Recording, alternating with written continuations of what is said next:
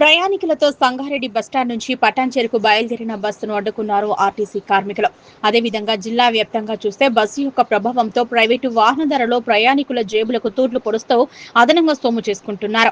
నారాయణి నుండి సంగారెడ్డి వరకు ఒక ప్రయాణికుల నుంచి 250 నుంచి 300 రూపాయల వరకు వసూలు చేస్తున్నారు.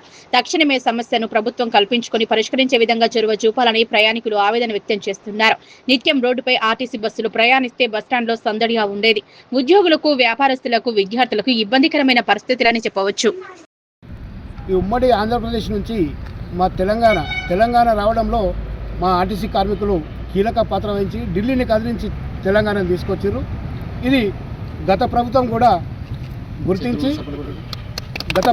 ఈ విషయాలన్నీ గుర్తించి మాకు ఎంతో చేస్తారని చెప్పి గత ప్రభుత్వాన్ని టీఆర్ఎస్ ప్రభుత్వం కూడా మేము మా తెలంగాణ పార్టీ కాదని చెప్పి గెలిపించుకుంటే పూర్తిగా ఆర్టీసీని సర్వనాశనం చేసింది.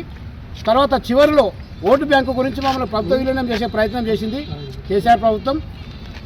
పూర్తిగా 90% ఆర్టీసీని ప్రభుత్వ విలీన కార్యక్రమం పూర్తి అయినప్పటికీ అసెంబ్లీలో బిల్లు పాస్ చేయించి గవర్నర్ గెస్ట్ ఇచ్చిన తర్వాత కూడా కేవలం ఒక అపాయింటెడ్ డేట్ ఇవ్వాల్సిన ఈ కాంగ్రెస్ ప్రభుత్వం ఎలక్షన్ల కన్నా ముందు ఈ విషయాన్ని ఎన్నోసార్లు మేనిఫెస్టోలో కూడా పెట్టింది. కానీ గెలిచిన 2.5 సంవత్సరాలు దాటినప్పటికీ కూడా ఇప్పటి వరకు ప్రభుత్వ విలీనం అనేది పూర్తిగా మర్చిపోయింది. ఎప్పుడు మేము ఈ ప్రభుత్వ దృష్టి తీసుకెళ్ళినా ప్రతిసారి కమిటీలు వేసడం, కమిటీ దృష్టి ఉంది, త్వరలో చేస్తాం. మా ట్రాన్స్పోర్ట్ మినిస్టర్ గారు త్వరలో మొత్తం అంబాసిడర్ అయిపోయాడు. కానీ ఒక్కటి కూడా మాకు ఫలితం ఏం లేకుండా పోయింది. కాబట్టి ఇప్పటికే సమ్మె నోటీస్ మా జేఏసీ సమ్మె నోటీస్ ఇచ్చి ఇప్పటికీ నెల గడిచిపోతుంది. ఇన్ని రోజులు చర్చకు పిలవకుండా రేపు సమ్మెకు వెళ్తున్నానుగా ఈరోజు చర్చలకు పిలిచి ఈ రాత్రి 10-11 గంటలకు చర్చలు జరిపి మళ్ళీ మాకు గడువు కావాలి, ఇంకా కమిటీలు వేస్తాం, త్వరలో మళ్ళీ త్వరలో అని మాకు మభ్యపెట్టే ప్రయత్నం చేసిన దానివల్ల ఈరోజు చర్చలు విఫలమైనాయి. మా ఆర్టీసీ చేసి తప్పనిసరి పరిస్థితుల్లో రేపటి నుంచి మేము పూర్తి స్థాయిగా సమ్మెకు దిగాల్సి వస్తుంది. ఫస్ట్ బస్ నుంచే రేపటి నుంచి సమ్మె స్టార్ట్ అవుతుంది. ఇంకోటి ప్రభుత్వాలు ఎన్నో విధాలుగా మాకు ఎస్మా ప్రయోగిస్తాం అంటాయి.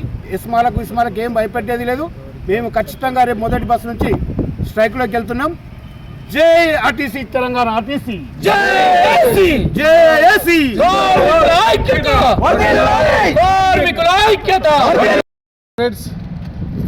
అందరము ఇక్కడ ఎందుకు రావాల్సి వచ్చిందంటే మనకు సమ్మె పోవాలని లేకుండే, కానీ మనకు ప్రభుత్వం సమ్మెలకు పంపిస్తుంది. మన ముఖ్యమైన డిమాండ్లు ఏమంటే గవర్నమెంట్ విలీనం చేయాలి, ఆర్టీసీని యూనియన్లు పునరుద్ధరించాలి, అదేవిధంగా 2 PRC ఇవ్వాలి, ఎలక్ట్రికల్ బస్సులు రద్దు చేయాలి.